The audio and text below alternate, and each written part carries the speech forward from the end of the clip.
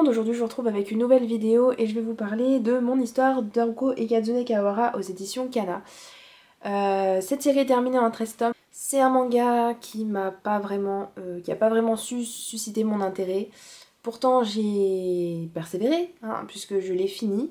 Et comme Wolf Girl and Black Prince, je pense que j'aurais dû l'arrêter dès que je me suis rendu compte que ça ne me plaisait pas, c'est-à-dire aux alentours de 3-4 tomes.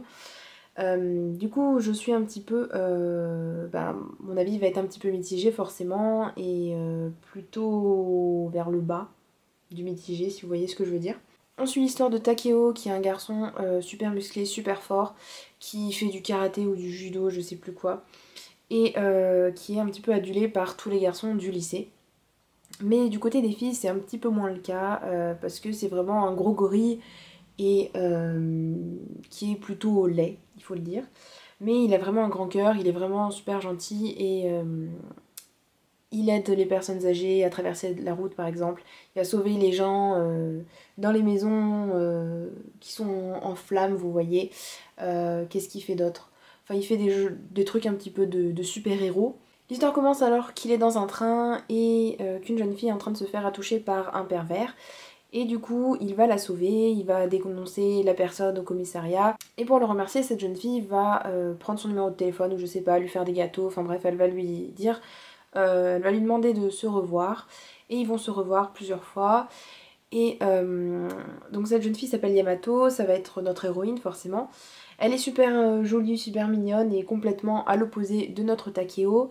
Et Takeo se dit qu'une jeune fille comme ça ne pourra jamais l'aimer puisque elle est super mignonne, super douce. Et toutes les filles qui jusqu'à maintenant ont suscité son intérêt, il a jamais eu de retour en fait. Donc lui, il a vraiment pas confiance en lui par rapport aux filles, par rapport à l'amour et tout ça.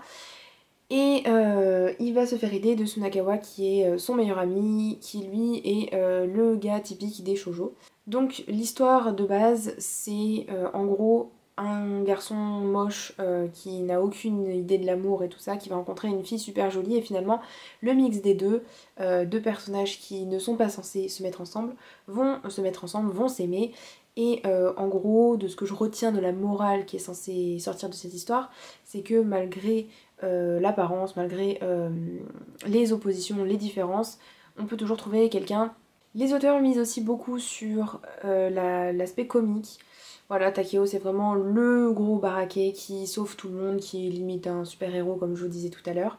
Et ce genre d'humour ne m'a pas du tout convaincue.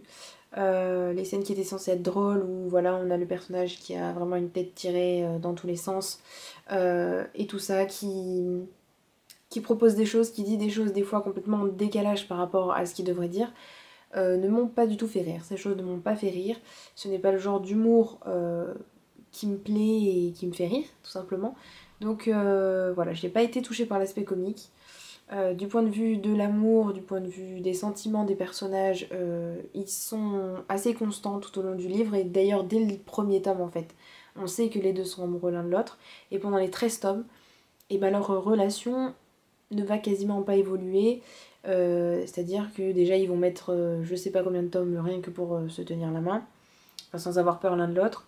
Quand ils sont ensemble, ils discutent de quasiment rien, c'est-à-dire souvent Yamato fait des gâteaux, ils se retrouvent sur un banc à discuter dans le parc. Et Yamato va dire oh tiens Takeo, j'ai fait des gâteaux pour toi. Takeo va dire oh c'est trop bon, merci, tout ça. Oh je l'aime, elle est trop gentille, elle est trop douce, elle est trop mignonne. Bref, vous avez compris, ce n'est pas un manga qui m'a plu. C'était assez niais, les personnages n'avançaient pas, je n'ai pas trouvé, comme dans Wolf Girl and Black Prince, je n'ai pas trouvé de but en soi à l'histoire, je n'ai pas trouvé qu'il y avait des choses qui venaient empêcher leur idylle magnifique. Les histoires se répétaient toujours, j'ai l'impression que le banc là dans le parc, on l'a vu au moins 10 fois dans chaque tome.